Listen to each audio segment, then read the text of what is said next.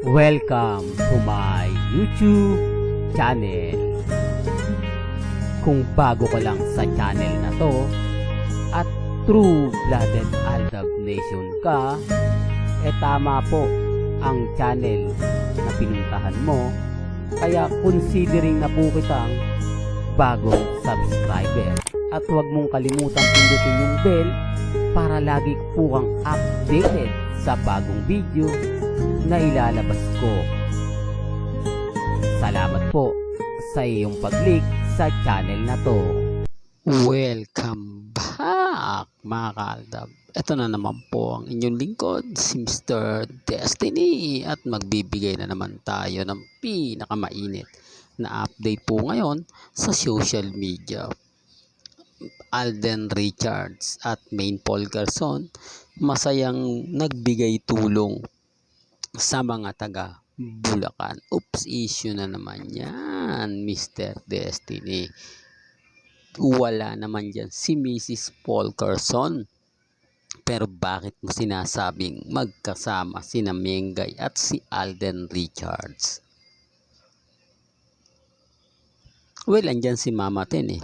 Hindi po ba Mendoza rin ang apelyido ni Mama Ten? Oops, issue na naman yan, Mr. Destiny. Hindi. Alam niyo, sa totoo lang po, mga kaaldab, sabihin ko man o hindi, matik na yan eh, di po ba? Taga Bulacan si Mengay. Talagang tumutulong po yung pamilya ni Mengay sa mga kababayan po nila. Hindi po ba? Wala pa si Alden, tumutulong na yan. Kilalang kilala na ang pamilya Mendoza pagdating po sa pagbibigay ng tulong. Po ba, kaya nga po ng pandemic, nung makita nga po sina Alden Richards at si Maine Paul Garson na magkasama na mga taong nagbabantay, abay, po ba, kaya nga sabi ko, paulit-ulit ko nire-remind, basta't Aldab ka, matik na yan. Alam mo na yung ibig kong sabihin o yung pinupunto ko. Ako po yung tipo na kumbaga nagsasabi ng ganito, nagsasabing. Kaya lagi ko nire-remind at paulit-ulit ko naman pong pinapahayag. Depende na lang po yan sa mga taong maniniwala.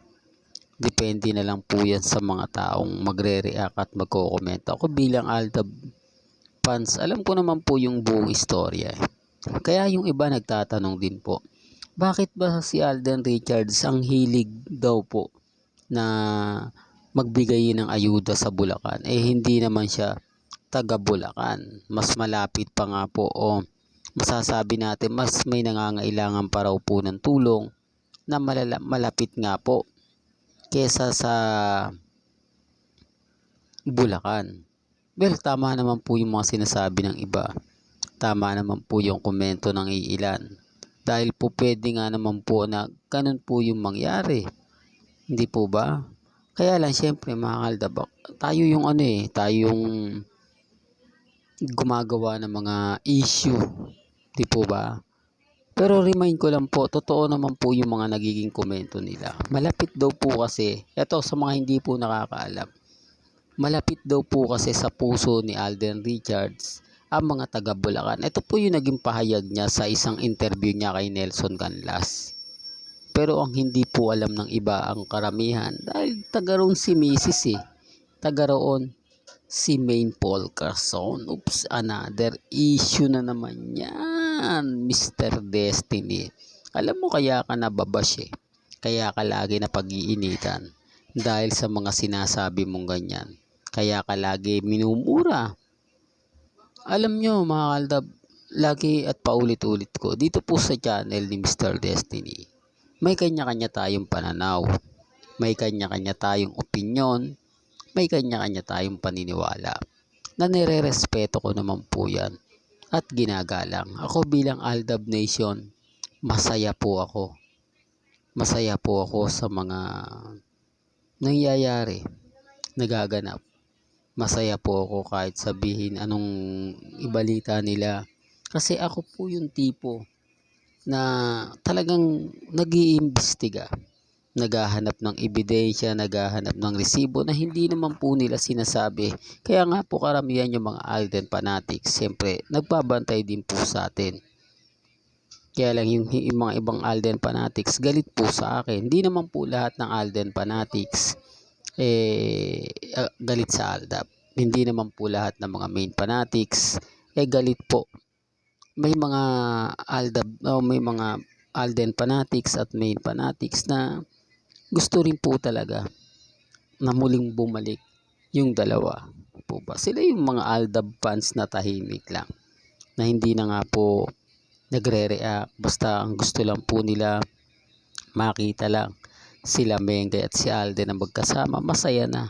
Ganun lang naman po kababaw ang Aldab Nation o ang mga fans. Hindi naman po namin kailangan na talagang i-provoke nila, ipakita na lang, kasi alam naman po namin yung buong istorya, alam naman namin yung buong kwento. Kaya hindi nila po pwedeng sabihin, ipaliwanag na walang katotohanan. Kasi dito pa lang po huli nyo Dito pa lang po malalaman nyo na oo nga, kasi Mr. Destiny, maraming mga artista rin ang taga Bulacan, pero dyan lang din sila nagbibigay ng tulong. Maraming artista taga Quezon City na talagang Quezon City lang. Bakit naman kasi si Alden Richards? Sabi ko nga po sa inyo, malapit sa puso ni Alden ang mga taga Bulacan. Isa yan sa rason kung bakit, di po ba, namamalengke nga dyan si Alden Richards. Namamalengke. Pumupunta nga po yan sa grocery si Alden Richards sa Walter Martin, na kung saan nga po, diyan din po pumupunta si Mengay, na sinasabi ng iba, hindi kasi yan, company ni kumbaga parang branches ni Alden Richards yan, branches ni Mengay yan, hindi po ba? Maraming istorya, maraming kwento na talaga naman pong kung titignan nyo, isa lang ang suma. Hindi naman makakagalaw si Alden Richards dyan nang walang tulong ni Main Polkerson. Remind ko lang po sa inyo na andyan po sa likod o hindi po talaga magpapakita si Mengay. Di po ba? Ang talagang pinaka-expect niya dyan na magbigay ng tulong siyempre si Alden Richards. Common sense na lang sa mga hindi nakakagets, nakakaintindi ng mga sinasabi ko. Basta ako, masaya po ako. Di po ba? Wala pong pilitan. Kung ano po yung gusto nyong sabihin, gusto nyong ipaliwanag, pabor man yan, talagang bahala po kayo. Ako, masaya po ako ngayon kasi itong weekend talagang family bonding moment. Yan yung isa sa napakaganda dahil hindi maiimbestigahan. Di po ba? Dahil ang pagpunta ni Alden Richards sa Bulacan sinasabing pagbibigay lang po ng ayuda, samantalang iba pala purpose. Di po ba? Kaya ako nga sabi ko sa inyo, dun na lang po kayo sa channel na talagang 101% Aldab Nation. 101% updated po. Sino nga po ba yung hindi? Sasabihin nila mas updated sila, samantalang yung mga post video ni na congressman na namimigay din ng ayuda gaya nga po ni Alden Richards, hindi nila ma-post. O bakit? Kasi nga po mga ka-Aldab, nababash Di po ba? Saan ka naman kasi makakita na namimigay ng ayuda? Wala si Mengay. Nagbi-meeting, wala. Buti pa si Mama Ten. Di po ba? Although sinasabi, hindi yan yung personal alalay. Ano nga po ba pagkakaiba ng personal na alalay sa asawa mo na wala pa kayong anak? Di po ba? Na ipakita, iparamdam yung pagtulong sa mga taga District 1. Dahil hindi naman posible na tumakbo naman si Mengay. Kaya ang sabi ko sa inyo, marami pong kwento ang mababasa ninyo. Marami kayong maririnig na talaga naman pong mapapaisip din po kayo. Sinasabi ko to mga ka-Aldab para lang klaro at para lang din po malinaw. Di po ba? Ako po yung tipo na talagang 101% updated.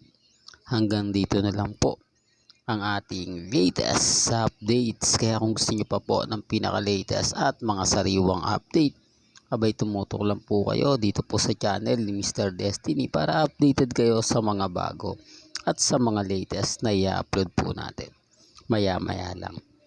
Kaya kung bago ka lang sa channel na to at isa kang true-blooded Aldab Nation na nagmamahal kina Mengay at Tisoy.